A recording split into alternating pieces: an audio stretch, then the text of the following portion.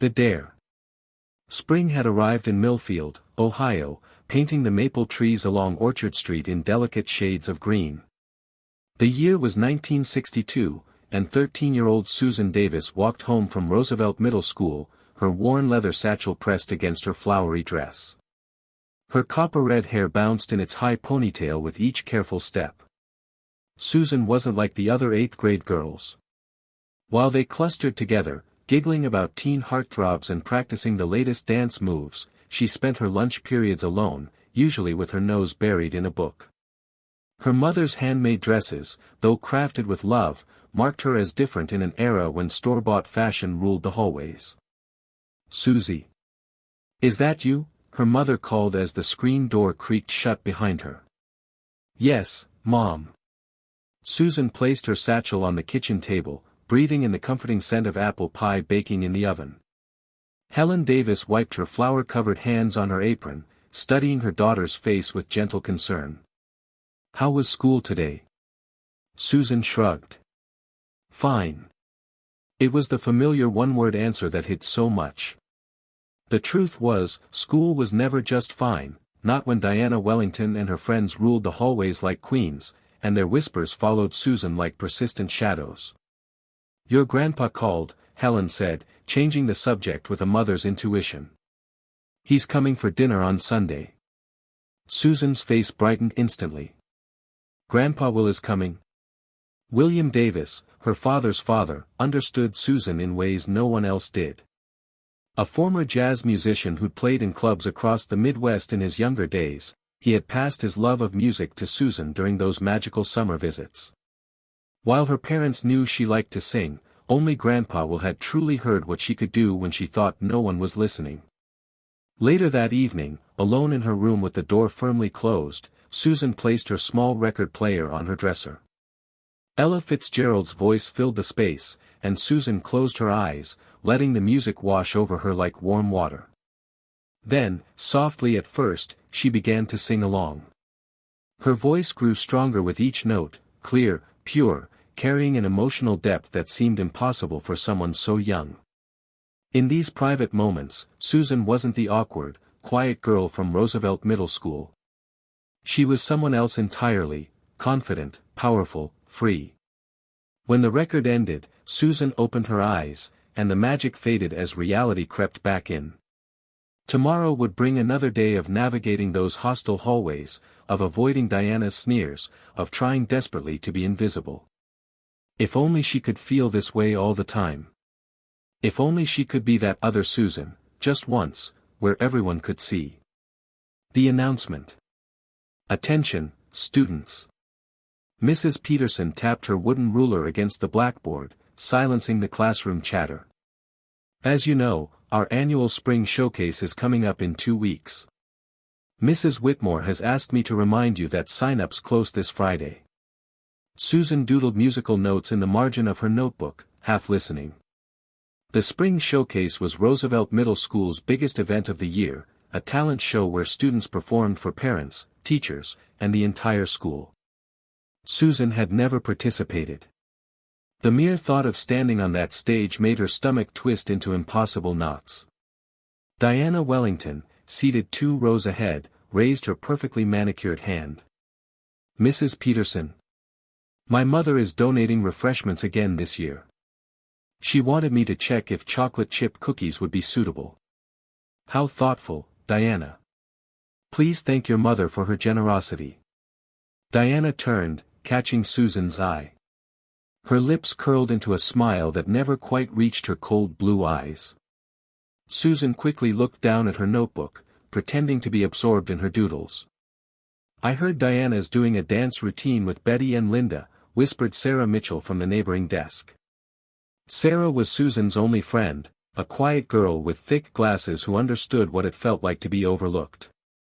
"They've been practicing for weeks." After class, Susan hurried toward her locker, hoping to avoid the usual hallway encounters. No such luck. "Well, if it isn't Susie Songbird." Diana's voice rang out across the corridor. Susan's heart sank. Diana leaned against the lockers, flanked by Betty Chen and Linda Foster. Their matching cardigans and pleated skirts formed a uniform of popularity that Susan could never hope to join. "We never see you at any school events," Diana continued with mock sweetness. "Too good for the rest of us." Susan fumbled with her locker combination, her fingers trembling slightly. "I just don't like performing." "Really?" Diana's eyebrows arched in exaggerated surprise. "That's not what I heard." Susan froze, her hand still on the combination lock. "What do you mean?" "Chuck Morrison said he heard you singing to yourself in the music room yesterday after school." Diana's smile grew sharper. "Said you sounded like a dying cat." Betty and Linda erupted in practiced giggles. Heat rushed to Susan's cheeks. She had thought the room was empty when she'd snuck in after hours to practice at the old piano. "You should definitely sign up for the showcase," Betty added with false enthusiasm. "We could use some comic relief." "Yeah," Linda chimed in, "it would be hilarious to watch you try." Diana stepped closer, her voice dropping to a whisper meant only for Susan's ears. "I dare you, Susan Davis. I dare you to sign up and actually perform. Unless you're too scared." The word "dare" hung in the air like a challenge thrown down at high noon. Susan's throat went dry. She wanted to run, to disappear, to be anywhere but standing in this hallway facing down the most popular girl in school. But something flickered in her chest, a tiny spark of the confidence she felt when she sang alone in her room. Before she could stop herself, the words tumbled out. "Fine. I'll do it." The decision. The silence that followed Susan's acceptance stretched like taffy. Diana's eyes widened in genuine surprise, she clearly hadn't expected Susan to actually accept the dare. "Well," Diana recovered quickly, her smile returning with renewed venom, "this should be interesting. Make sure you wear something appropriate." As the trio walked away, their laughter echoing down the hallway, Susan stood frozen by her locker. What had she just done? Her hands shook as she finally managed to open the metal door, grabbing her books with trembling fingers. "Susan, wait." Sarah Mitchell hurried over, her thick glasses slightly askew. "Did you really just agree to perform at the showcase?" Susan nodded numbly, still processing her own impulsive decision. "But you've never performed in front of anyone before," Sarah said gently. "Are you sure about this?" Before Susan could answer, the final bell rang, and students began flooding the hallways. She gathered her things and headed for the exit, her mind racing with doubt and panic. At home that evening, Susan sat at the dinner table, picking at her mother's meatloaf while her parents discussed the day's events. Her father, Robert, talked about his work at the hardware store, while her mother shared neighborhood gossip. Susan barely heard a word. "You're quiet tonight, sweetheart," her mother observed. "Everything all right?" Susan looked up, meeting her mother's concerned gaze. For a moment, she considered telling them about the dare, about the showcase, about the terrible mistake she'd made. But the words stuck in her throat. "Just tired," she managed. Later, in the sanctuary of her bedroom, Susan sat on her bed with her knees drawn up to her chest. What song would she even sing? What would she wear? The questions multiplied like rabbits, each one more terrifying than the last. She thought about Diana's cruel smile, about the way the entire school would watch her fail. She imagined the whispers that would follow her for the rest of the year, maybe even through high school. The shy girl who tried to sing and made a fool of herself. But then she remembered something else, the way her voice sounded when she sang along with Ella Fitzgerald. The way the music made her feel alive, confident, transformed. If only she could capture that feeling on stage. Susan stood up and walked to her small record player. She placed the needle on her favorite Ella Fitzgerald album and closed her eyes as the familiar melody began. Without thinking, she started to sing along, her voice growing stronger and clearer with each word. For a few precious minutes, she wasn't Susan Davis, the target of cruel jokes and whispered insults. She was someone else, someone brave, someone talented, someone worthy of being heard. When the song ended, Susan opened her eyes with a new determination. She had 2 weeks to prepare. 2 weeks to figure out how to bring this version of herself, the confident, powerful Susan, to that stage. She walked to her dresser and pulled out a small notebook, writing down song possibilities and practice schedules. If she was going to do this, she was going to do it right. Outside her bedroom window, the spring evening settled over Milfield, Ohio. In houses across town, other students were preparing their own acts for the showcase, dance routines, magic tricks, comedy skits. But none of them carried the weight of transformation that Susan's performance would hold. The dare had been thrown down. The challenge accepted. Now came the hardest part, finding the courage to become who she was meant to be. The preparation. Sunday dinner arrived like a lifeline thrown to a drowning woman. Grandpa Will sat at the Davis family table, his weathered hands wrapped around a cup of coffee, his kind eyes twinkling as he listened to the family conversation. "Susan's been awfully quiet lately," Helen mentioned, glancing at her daughter with motherly concern. "Just thinking about things," Susan replied, stabbing at her green beans. Grandpa Will studied her face with the perception that only comes from years of reading people's hearts. After dinner, as Helen and Robert settled into the living room with the evening paper, he caught Susan's arm gently. "Walk with me, little songbird," he said, using the nickname that had never sounded cruel coming from his lips. They strolled through the quiet neighborhood streets, past houses where families were settling in for the evening. The spring air carried the scent of blooming lilacs and freshly cut grass. "Something's weighing on you," Grandpa Will observed. "Want to tell an old musician what's troubling his favorite granddaughter?" The whole story tumbled out, the dare, Diana's cruelty, the spring showcase, and her growing terror about performing in front of the entire school. Grandpa Will listened without interruption, nodding thoughtfully. "So you've got 2 weeks to find your stage voice," he said when she finished. "I don't think I can do it, Grandpa. What if I freeze up there? What if my voice cracks? What if they all laugh?" Grandpa Will stopped walking and turned to face her. "Susan, do you remember what I told you about my first performance? I was playing saxophone at a jazz club in Chicago, 1935. I was so nervous I thought I might throw up right there on stage." Susan nodded, remembering the story. "But you know what I learned that night? The audience isn't your enemy. They want you to succeed. Even the ones who seem mean, deep down, they're hoping to witness something beautiful." Over the next week, Susan threw herself into preparation with an intensity that surprised everyone, including herself. She snuck into the music room after school, practicing scales and breathing exercises. She chose her song carefully, "Summertime," by George Gershwin, a piece that showcased her range while staying within her comfort zone. Sarah Mitchell became her unlikely ally, helping her practice and offering encouragement when Susan's confidence wavered. "You sound amazing," Sarah said after one particularly good rehearsal. "I had no idea you could sing like that." "Nobody does," Susan replied. "That's the problem." Diana and her friends continued their campaign of subtle harassment, making comments about the upcoming disaster whenever they passed Susan in the hallways. But something had changed in Susan. Each cruel comment only strengthened her resolve. 3 days before the showcase, Susan made a decision that surprised even herself. She would wear her mother's dress, not because she had no choice, but because she chose to. The pale blue dress with tiny white flowers represented something Diana could never understand, the love and care that went into every stitch. The night before the performance, Susan lay in bed staring at the ceiling. Tomorrow, she would step onto that stage and sing in front of 200 people.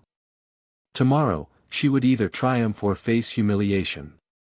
But as she drifted off to sleep, she heard Grandpa Will's words echoing in her mind, "The audience wants you to succeed." Perhaps it was time to find out if that was true. The performance. The Roosevelt Middle School auditorium buzzed with anticipation on the evening of the spring showcase. Parents filled the red velvet seats, cameras at the ready, while students peeked through the stage curtains at the growing crowd. The air thrummed with nervous energy and excitement. Backstage was chaos.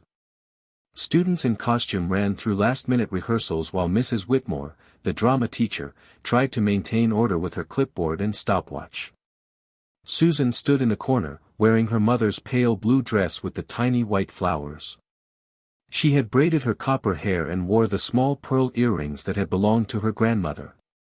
In her hands, she clutched the sheet music for "Summertime," though she had memorized every word, every note, every breath. Looking good, songbird, Diana Wellington appeared beside her, resplendent in a professional dance costume that sparkled under the stage lights. "Ready for your big moment?" Susan's throat felt like sandpaper, but she managed a nod.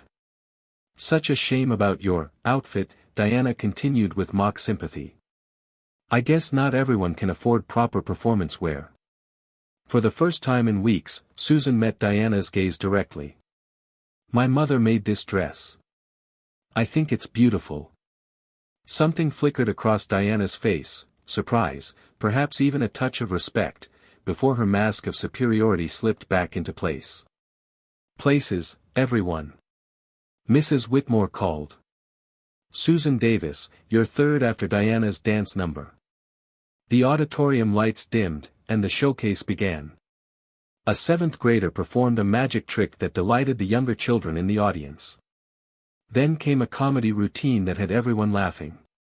Diana took the stage with Betty and Linda, their dance routine polished and professional.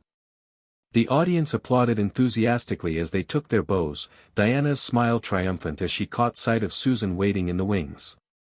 "And now," Mrs. Whitmore announced into the microphone, performing "Summertime," "please welcome Susan Davis." The applause was polite but lukewarm. Susan heard a few whispers from the student section, "Who's Susan Davis?" and "Is that the weird girl with the red hair?" Susan walked to center stage, her legs feeling like they might give out at any moment. The spotlight found her, warm and bright, making everything beyond its circle disappear into darkness. She couldn't see the faces in the audience anymore, couldn't see Diana's smirk or her parents' worried expressions. Mr. Henderson, the music teacher, sat at the piano. He gave her an encouraging nod and began the gentle, haunting introduction to "Summertime." Susan opened her mouth to sing, and for one terrifying heartbeat, nothing came out. The piano melody continued, waiting for her voice to join it. In the audience, she heard someone snicker. Then she closed her eyes and remembered Grandpa Will's words. She thought about her bedroom sanctuary, about Ella Fitzgerald's recordings, about the girl she became when she sang alone. She thought about her mother's careful stitches in the dress she wore, about the love that surrounded her even when she felt invisible. When Susan opened her mouth again, magic happened. Her voice floated out over the auditorium, rich and pure and impossibly mature for someone so young. "Summertime, and the living is easy." The words carried weight and emotion that seemed to come from somewhere deeper than her 13-year-old experience should have allowed. The auditorium fell completely silent. Even the rustling of programs stopped. Parents leaned forward in their seats. Students who had been whispering and fidgeting sat transfixed. Susan's voice grew stronger with each phrase, building to the soaring high notes that showcased her incredible range. She wasn't just singing the words, she was living them, breathing life into Gershwin's timeless melody with a maturity and emotion that left the audience spellbound. When the final note faded into silence, the auditorium remained quiet for one breathless moment. Then the applause erupted, not the polite clapping that had greeted the other acts, but thunderous, sustained applause that seemed to shake the building itself. Susan opened her eyes to see 200 people on their feet, applauding with genuine enthusiasm and amazement. In the front row, her parents sat with tears streaming down their faces. Her mother held her hand to her heart, while her father wiped his eyes with his handkerchief. Even in the student section, kids who had never noticed Susan before were clapping enthusiastically. And there, in the third row, sat Diana Wellington. Her carefully composed mask had completely fallen away, replaced by an expression of genuine shock and, was it possible, respect. As Susan took her bow, she caught sight of a familiar figure standing in the back of the auditorium. Grandpa Will had somehow made it to the showcase, and his weathered face beamed with pride as he applauded his granddaughter. The rest of the showcase continued, but everyone knew they had witnessed something special.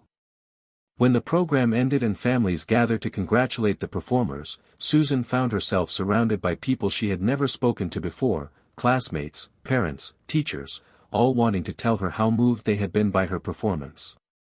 "Susan," a voice called out behind her. She turned to find Diana Wellington standing alone, her dance costume now looking somehow less impressive in the bright auditorium lights.